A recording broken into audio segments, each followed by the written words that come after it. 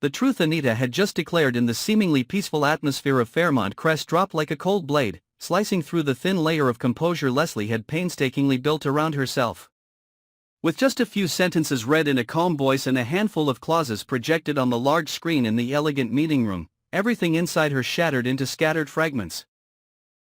The trust fund that for years she had regarded as a shield protecting her future, the one solid anchor in a world full of schemes, was now being dismantled, rearranged, and renamed right before her eyes. The numbers that once stood as a guarantee of her position and worth had turned into icy symbols, displayed sharply against bright white light, like a judgment being pronounced publicly in a courtroom she never even realized she had been summoned to as the accused.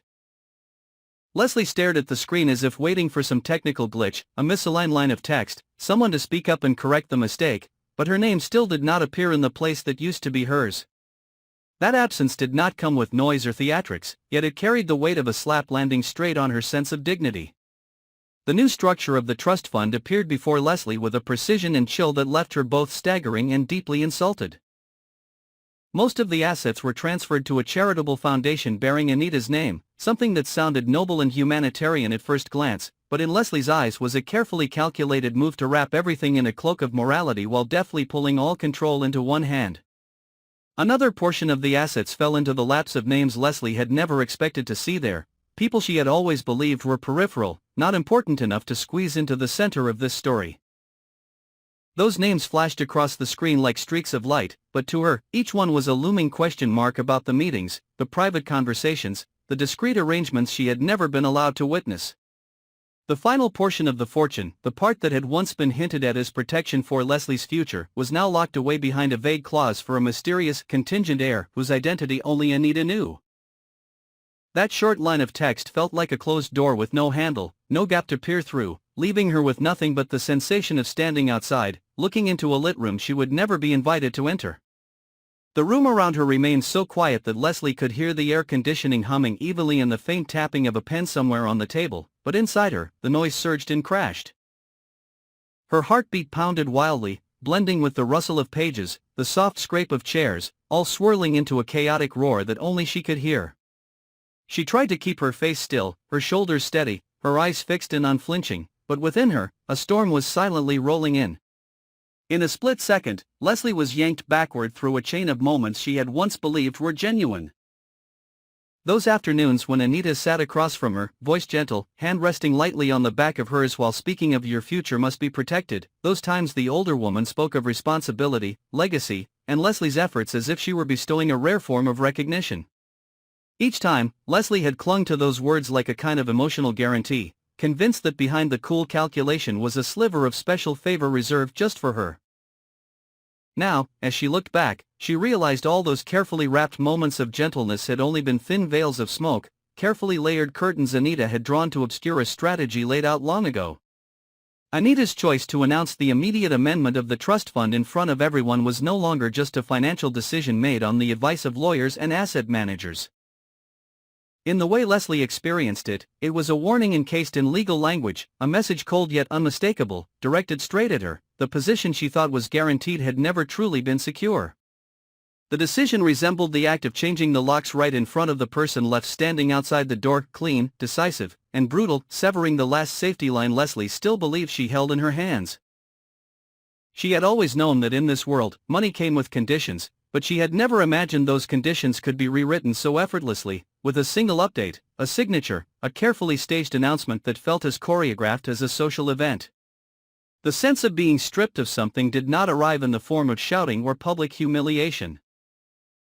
It lay in the way everything was presented as proper, logical, and procedurally correct, leaving her with no obvious error to point to, nothing concrete to use as leverage. The initial shock within Leslie was slowly pushed aside, replaced by another feeling, deeper, heavier, and far more dangerous. Beneath the daze, beneath the veneer of calm she was determined to maintain, ran an undercurrent of simmering anger and sharp suspicion. If Anita dared to openly rewrite the rules of the game in front of everyone like this, without flinching and without so much as a moment of hesitation, then behind those closed doors, what else had she done or was still doing that no one knew about? Leslie began to string together fragments she had once dismissed as insignificant. The brief but discreet phone calls, the meetings with financial advisors that Anita had never invited her to, the times the older woman deflected or grew vague whenever Leslie tried to dig deeper into the origin of certain funds or the reasoning behind some large expenditures. Things she had once brushed aside because she did not want to be too suspicious now seemed to stand under a different light, colder, harsher, and utterly unforgiving. The secrets behind the trust's funding that Anita had always labeled as complicated no longer appeared to Leslie as dry technicalities, but as hidden lines, concealed currents, and debts of gratitude wrapped up and disguised under the name of asset management. Until now, Leslie had accepted the story that the trust had been created to protect the family, to secure the future, to shield them from market volatility and sudden crises. But after witnessing this icy restructuring, she could not help demanding of herself, who exactly was this trust meant to protect, and what was it truly shielding? Perhaps the real heir had never been her at all, but someone else Anita had quietly chosen and nurtured in the shadows.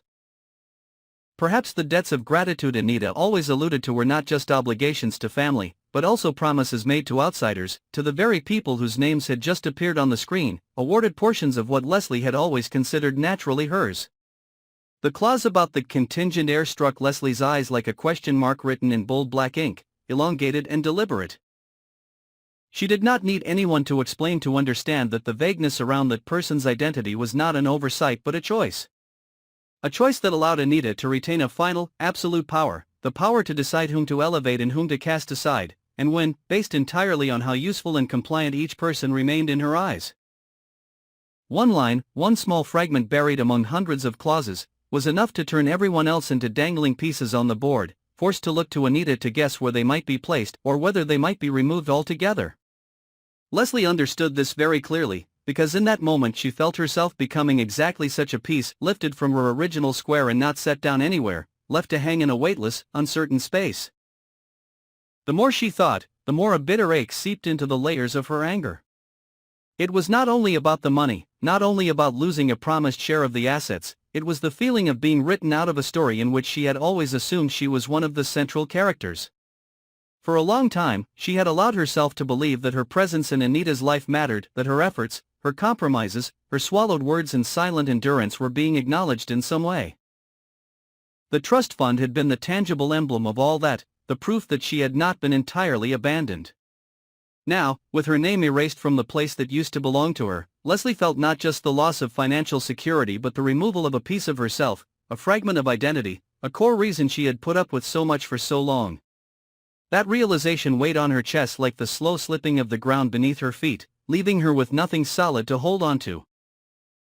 In those few seconds of silence that stretched into what felt like eternity, Leslie was forced to confront a truth that Anita had likely understood for a long time. In this game, what Leslie thought she knew was only the surface, while the real moves had been planned and placed long beforehand, without any obligation to inform her. Being struck from the trust was not some unfortunate accident or a rash decision made in anger. It was the finished product of a meticulous process, hidden beneath gentleness, unrecorded promises, and just enough soothing words to keep her calm and discourage her from asking further questions. Recognizing this, Leslie felt a chill run from the nape of her neck down her spine. She no longer saw Anita as a powerful woman who occasionally handed her scraps of warmth, but as a seasoned chess player who had long sat above the board, watching every piece, while Leslie herself had been busy moving exactly where she was expected to, all the while believing she had chosen her own path. And it was precisely in the moment Leslie realized she had been removed from the board that she understood what had just happened was only the opening move in a brutal endgame.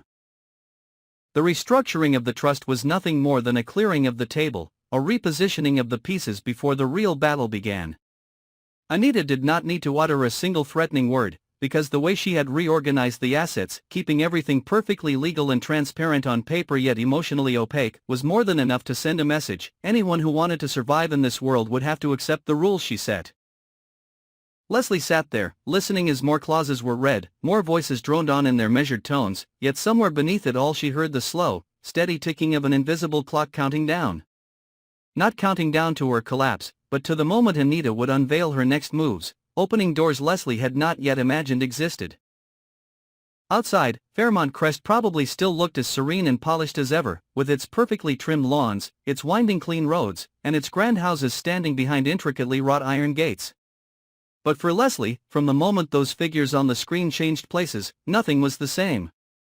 The luxurious compound was no longer a refuge from life's unpredictability.